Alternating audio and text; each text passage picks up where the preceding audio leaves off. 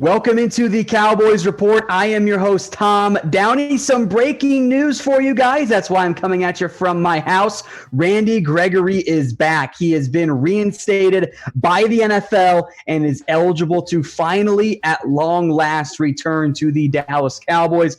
A little bit of a surprise, especially with the timing. The somewhat update that had been mentioned before was, hey, maybe mid-September, there's news to report. Instead, it's early September, and Gregory is now eligible to return to the team. Now, he has to go through the COVID testing and the protocols and all of that type of stuff, but Gregory is going to be eligible to practice with the team. However, Gregory is not going to be able to play until after the Cowboys' Week 6 game. He'll be eligible to return against Washington. The NFL is not calling it a suspension, but that's certainly how it feels. Regardless, I know Gregory's pumped about this. He's made it pretty clear on Twitter that he was frustrated by the whole process and the lack of real updates, but he is back. He is getting another chance in the NFL and with the Cowboys. So everyone type finally in the comment section because it feels that it's finally time for her to get back, and frankly, a bit overdue. The decision should have been made a long time ago. It shouldn't have come really days before roster cuts get going for the Dallas Cowboys.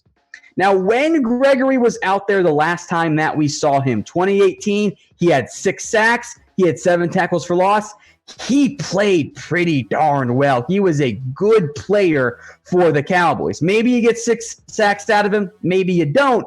But it does give the Cowboys some extra depth on the defensive line. And what should be more of a multiple front, you'll probably see Gregory play some defensive end. He'll probably get a chance to stand up, play some 3-4 outside linebacker, quote unquote. But it's a big-time addition for the Cowboys. Now, Gregory is not going to count against the 53-man roster while he works back in the acclimation period and once he's reinstated fully after those first 6 weeks. So Gregory will not count on that 53-man roster. They will have to cut somebody to make room for him. Now, we saw Joe Jackson cut earlier today.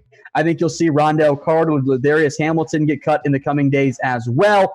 But Gregory will not count yet against that 53-man roster. Once he's able to return and actually play in games, then he will begin to count against that 53-man roster limit.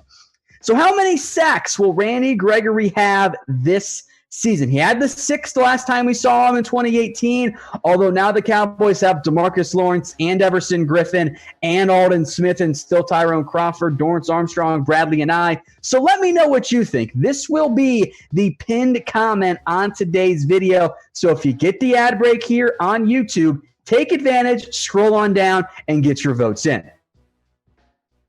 Now, the process for Gregory has been extremely frustrating. The initial reports of him filing for reinstatement came back on March 22nd. That end of the 60-day window, by the way, was on May 21st. So that's when a decision, hypothetically, should have been made by the NFL and have informed Gregory of, okay, here's what's going to happen. September 4th, though, today officially reinstated. October 25th, that will be the first game Gregory can play in against the Washington football team. So he's not going to make it a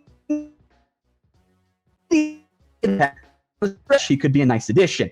And if you can get something close to what the Cowboys got out of Gregory in 2018, even if it's maybe, about a third of that, if you want to do some quick math, generally speaking, 3 or 4 sacks, that's valuable for the Cowboys. That extra addition, cheap depth, that matters for Dallas, especially with what's likely going to be a war of attrition this year in the NFL. Now, we're going to have a full roster breakdown and the initial cuts that will come out tomorrow, but we're giving you guys the extra video today. Normally we do about a video a day. Sometimes there's some breaking news, and we give you guys extra ones. So if you are not already subscribed to the most subscribed, most viewed, and the most fun Cowboys channel out there, hit that big red button and subscribe today. So I mentioned there's going to be some wait to get Gregory actually back out there on the field. Week 1 against the LA Rams, Week 2 against the Falcons, Week 3 against the Seahawks will be a tough one, although their offensive line is still not great.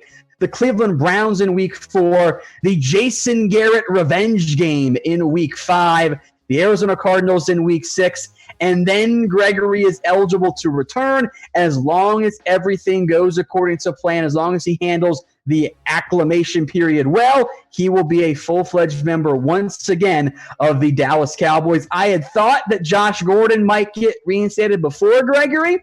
That is not the case. I'm glad that it is not, and I'm glad the Cowboys get Randy back, and I'm glad that Randy gets another shot in the NFL. Now, today's show, we got a little deal for you guys, too. Some face coverings, chatsports.com/Cowboys mask. That is chatsports.com/Cowboys mask. They've got individual ones, 2-packs and 3-packs and 4-packs in a variety of colors and designs and schemes. They got all types of variety there. I will put that link for you guys, both in the comments and in the description. That way, if you're going to go to a Cowboys game, if you want to rep your favorite team while, you're at the grocery store or whatever, you can do so. But it's at chatsports.com/Cowboys mask. As you guys saw in the headline, we're not just talking about Randy Gregory. I figured I'd throw in some discussion here on Brandon Carr because the former Cowboy could become a future Cowboy as well. The Cowboys have visited with Brandon Carr, who's been a free agent since the Ravens did not bring him back for this season. He's been a reliable veteran across the course of his NFL career. He's never missed a start, and he's played, by the way, 5 seasons with the Cowboys. Now, originally when Brandon Carr had signed, he was more of a press man coverage cornerback or some, press zone cornerback. Then the Cowboys flipped over to that Tampa 2 defense, and he wasn't as good of a fit anymore. Although I will make note, Brandon Carr might not be playing cornerback full-time if he were to sign with the Dallas Cowboys. Before we get into that, though, I want your guys' votes. Should Dallas sign Brandon Carr? I know he's not Earl Thomas. It might not necessarily preclude the Cowboys from signing Earl Thomas, but that very much remains completely up in the air. So get your votes in. Y for yes and for no.